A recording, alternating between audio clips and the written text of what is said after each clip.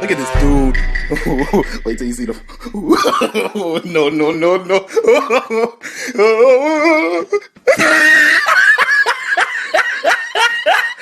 Look at the top of his head.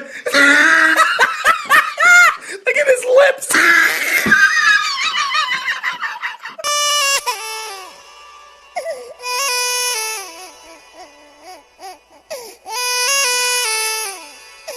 Hey guys, it's been quite a long time since I've uploaded any videos on my channel, especially rant videos, or commentary videos as you guys call them, but I do have a rant sona, so I'm going to call this a rant video.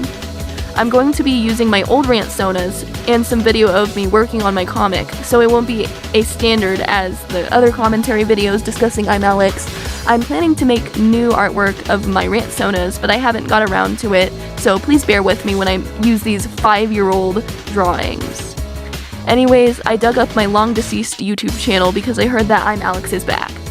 I was going to discuss him before we came back, but I decided that I wouldn't do a good job at discussing the allegations that happened because everybody has already said everything that needed to be said, and I would just be regurgitating their talking points, and I wouldn't be adding anything else new to the conversation. Honestly, I actually did expect ImAllexx's to come back. I know his YouTube channel is long dead and he wasn't looking very good, so he disappeared from his YouTube channel for 12 months, I think. However, he did have a TikTok account that he kept uploading on despite all of his controversy that was happening. I feel like I can speak on this matter because, actually, I went through a similar situation that was going on. I'm not going to go too deep into it, but I'm just going to say that in the last 4 years, I've gone through an emotionally abusive relationship. And I feel like I have more to add than the average person that discussing this matter, because I feel like there's a lot of manipulation going on, and some people can't just see through it.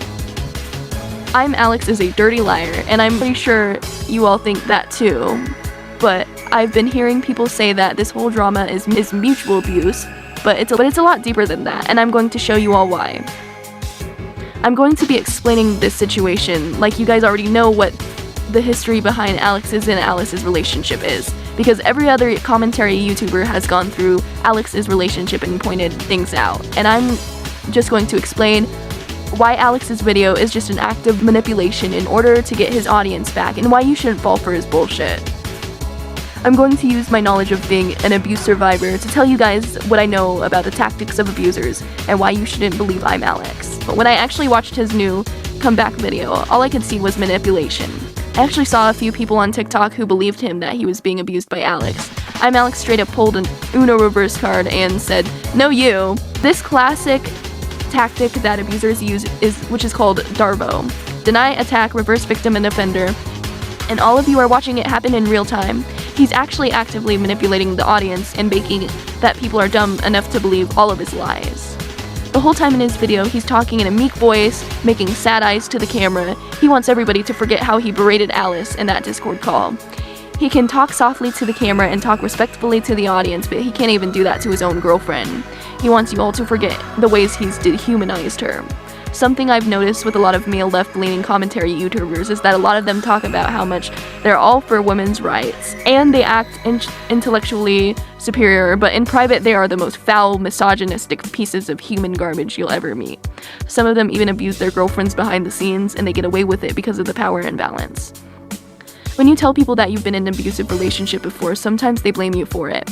They say, "Why didn't you leave sooner?" Or, "You have no self-respect and you must have loved being abused." People can never fathom that it can happen to anybody. Abusers don't outright say they are abusers, because if they did, they wouldn't have any victims and nobody to fall for their tricks. An abuser will act sweet and charming, everything will move so quickly, and they'll probably say they love you on the first day they've met you. It's a lot more different than moving fast. It almost feels like you're being suffocated. After a few months, an abusive person will try to build your tolerance for what they can do to you. They'll test your boundaries and see how much they can do to you. Maybe it'll start with a little push and a shove. Maybe it'll start by insults. You just think it's normal because you and your parents did the same thing. Or maybe you grew up being told that you should settle down with somebody for the rest of your life and try to make that one relationship you have work no matter what. You feel like you're going completely insane because everybody else thinks he's such a nice guy when he berates you and treats you like less than human in private. He can even respect strangers more than you, while he's threatening to bash your head in with a brick and comparing you to a dog while he's alone with you. He is also making videos saying that men shouldn't abuse women and making false accusations about his friends and accusing them of exactly what he's doing. He's just taking the spotlight away from himself and hoping nobody will find out what he's doing behind the scenes. He's just a filthy hypocrite. Everybody says that, why couldn't they just talk about this in private? Why couldn't Alice just DM Alex? I personally don't think we should be giving big platforms to people who abuse people in private. People who can just get away with abusing people, especially having big platforms, won't learn their lesson, and they'll keep hurting more and more people. Everyone is talking about Alex's career being ruined, but what about Alice having to see Alex everywhere on YouTube after she left him, and having to keep everything to herself, but everybody treats him like some savior of women, some martyr? I personally think it was brave for Alice to speak up and warn people about Alex. I feel like you guys would have a much different opinion if people said that Neil Gaiman's victims should have kept it private. Victims should just keep their mouths shut. And not only are they being silenced by the person that hurt them, they're being silenced by everybody else too. Did you guys ever hear of Lily Orchard's response video to her sister Courtney and her allegations against her? Lily just flipped the script and said, "No you," and accused her sister of doing the exact same thing that Lily did. It's a very common abusive tactic, and it's being believed more because everybody is chronically online now. Everyone believes victims when they accuse people until it's somebody they actually like. Everybody believed Alex until Alex came back and made a response video saying that Alex was the abuser because she reacted to him being awful to her. All of you are cowards and easily swayed.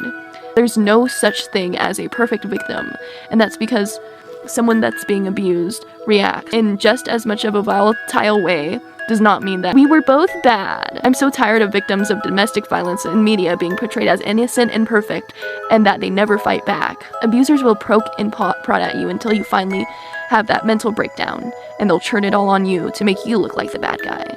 There is no such thing as mutual abuse, and it's always a made-up thing by abuse apologists and people who have never experienced domestic violence firsthand. It's never realistic because people who have actually gone through abuse know that it's actually created by a power imbalance. Abusers like to target emotionally vulnerable people and make them feel like they are less than nothing without them. Remember in Alex's Discord where he was on an ego trip and basically told Alex that she was too stupid to do the same thing that Alex does when it came to streaming? Remember when Alex is actually diagnosed with BPD and Alex said that in his video that he was actually the one who had BPD when he just tried to get diagnosed so he could excuse his abuse as just mental illness? He's not even fully diagnosed, and in the paper that he put on his video that was saying that he was abusive towards his exes, he flashes a bunch of text messages and nothing voice messages that mean nothing so he can get you to believe everything that he says without automatically reading or listening to them fully. Everyone says that Alex's text messages are lacking context, but Alice actually has proof in the Discord call and in the pictures that she showed everybody of Alex destroying her things. I'm more inclined to believe Alice because she doesn't go off with just hearsay. Alex is trying to appeal to people's emotions and hoping people forget all of the videos that were made on him. It's so sad to see people demonizing another victim. I feel like it's always going to happen when the abuser has a giant platform like this, because they don't personally know any of the victims, but they do have a parasocial relationship with their favorite YouTubers. When people come out and say that their favorite YouTuber is a bad person, it's almost like a threat response because you feel like you know that person. When people come out and say that your favorite YouTuber is a bad person, it's almost like a threat response because you feel like, because you like that person, that your moral judgment is being threatened. So you think that the victims are lying. Besides, none of them seem as morally righteous as your favorite YouTuber. People are against things like domestic violence only when victims are dead, and when survivors come call people out, they're demonized. Something you really need to fucking fix. I'm gonna fucking bash your fucking head against the wall with a brick if you don't shut the fuck up. Because this one, genuinely, this one, you fucked this royally.